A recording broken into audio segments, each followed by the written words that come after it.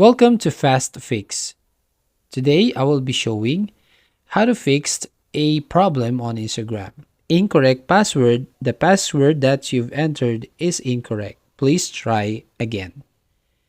So, to fix this issue, going back to your login page,